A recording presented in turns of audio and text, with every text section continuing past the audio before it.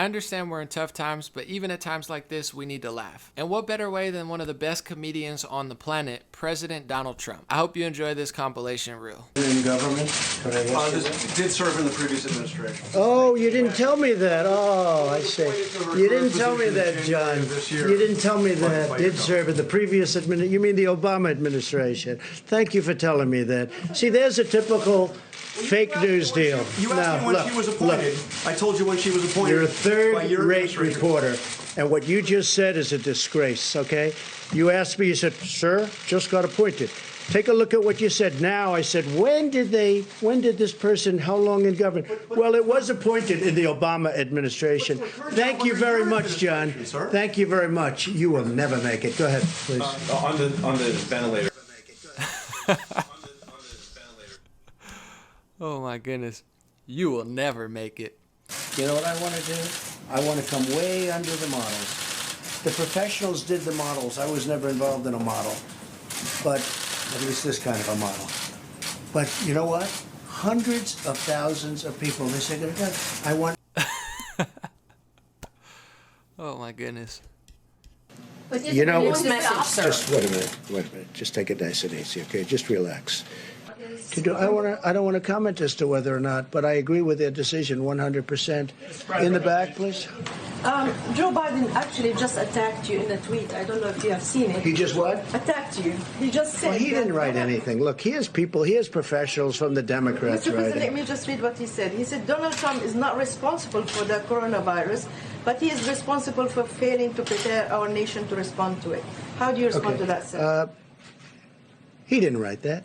That was done by a Democrat operative. He doesn't write. He's probably not even watching right now. And if he is, he doesn't understand what he's watching. But just so you understand, it was very nice what they wrote out. I don't know, they released it at a strange time, So I don't really know what Joe Biden said. I don't really care. And again, I see every once in a while I'll say something, I'll make a speech, and then it'll be critiqued, and I'll get this beautiful, brilliant critique. Joe Biden didn't write that. Joe Biden didn't write that. He wished he did. And if he is, he doesn't understand what he's watching. But just so you understand. Oh my goodness. I know Bernie Sanders supporters don't want to admit it, but they're looking forward to the debate between Biden and Trump just steamrolling him with hilarious insults like that. Police have reported a surge in calls about domestic violence. A number of groups have raised concerns. Mexican violence? Domestic violence. A number of groups have raised concerns. I think we're in great shape. I think that, number one, we've distributed... Ventilators is a big deal. We've distributed vast numbers of ventilators, and we're prepared to do vast numbers. I think we're in great shape. I hope that's the case. I hope that we're going to have leftovers so we can help other people, other countries. Everybody who needs one will be able to get a ventilator. Look, don't be a cutie pie, okay? Everyone who needs one. Nobody's ever done what we've done. Nobody's done anything like we've been able to do. And everything I took over was a mess. It was a broken country in so many ways other than this.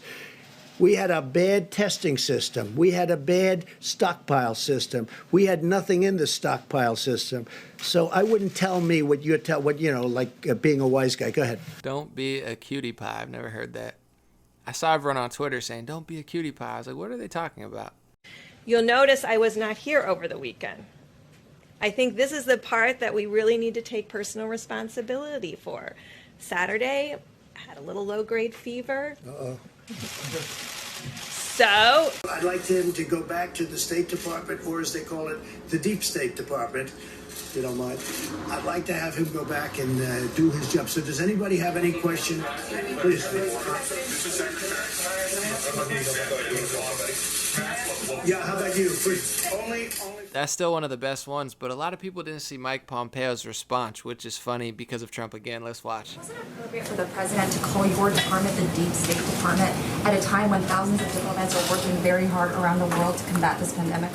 Worked with the president for 3 years now. I know how much he values the people that work on my team. I know when I was the director of the Central Intelligence Agency how much he valued the work we did. I know that he watches our team, Dr. Birx, all of the team that's working to push back against this virus, to keep America safe. I know how much he values them. What a good answer. Yes, go ahead. Mr. President, can I ask a question? Mr. President, Very true, too. Go ahead. Fauci's face there too. He's like, oh man, those are my people. Don't talk about them. The Deep State Department, if you don't mind, I'd like to have him go back and do his job. So does anybody have any question? Yeah, we know, bro. We know. Two questions.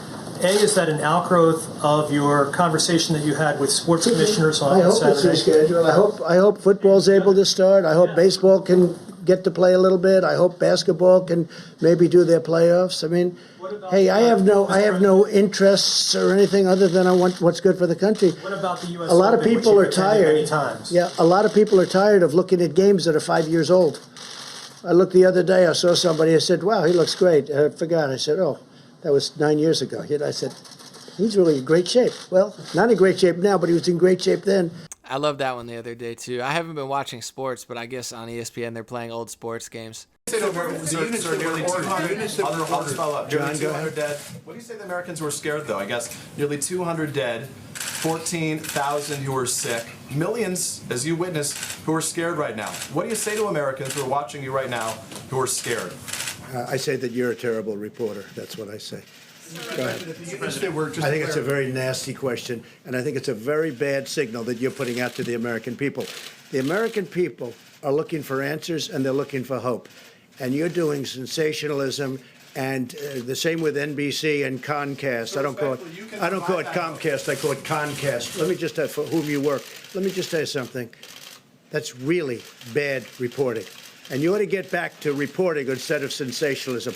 Let's see if it works. It might and it might not.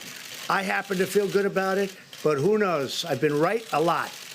Let's see what happens, John. Can I get back to the science and the logistics? Regardless of what you think of the guy, he's absolutely hilarious. I think he's on Chappelle level of comedy. I love how he commands people with his hands too. He's like, stop, and they look like a sad puppy dog or like a kindergartner who just did something bad, and they know they did something bad. They got that look in their eye.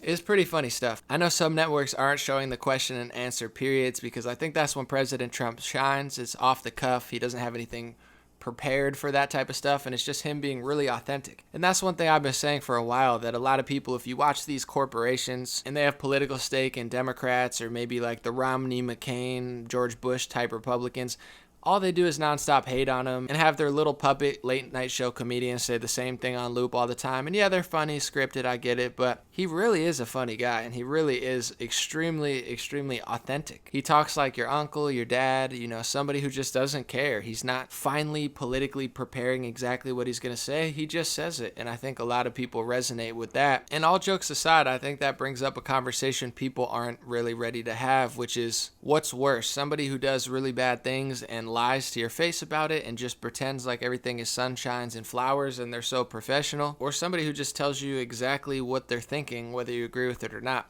I, of course, like the person who just tells me. I don't agree with everything Trump says or does or people that he appoints, like the Surgeon General who continuously just keeps lying to people on television. I don't understand his excuses or his reasoning for why he said we shouldn't wear masks. It doesn't make any sense to me.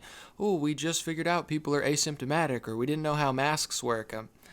And then they wonder why there's so many conspiracy theories. It's like, well, when the health officials and the experts in the mainstream media don't do their job, don't tell the truth, and continuously don't gain the people's trust, then yeah, you're going to have theories, obviously. And same with these reporters who pretend like they don't understand why Trump is really popular. It's like, well, look at the lack of authenticity in the people you provide, and then watch a Donald Trump question and answer session. It shouldn't be that hard to figure out why people prefer him over your candidates. That's my thought. Let me know your thought. Politics and stuff aside, I just thought those parts were hilarious, and although this is obviously a really concerning situation with the health of our nation, with the health of the world, with the virus, with other things as well, including the tyranny of the government, the downgrading and downsizing of the middle class as companies like Amazon hire more people, yeah, that's great, but when millions of small businesses and millions of people get jobs lost and pay cuts, and I'm not really that impressed that you just downgraded the middle class, and yeah, one of the biggest, richest corporations on earth is gaining, yeah, well, wow, it's great. But I wanted to take a second from all that politicking to just laugh at some of the funniest parts of these coronavirus press conferences, because love them or hate them, you could lie to yourself if you want, I don't know if it makes you feel better,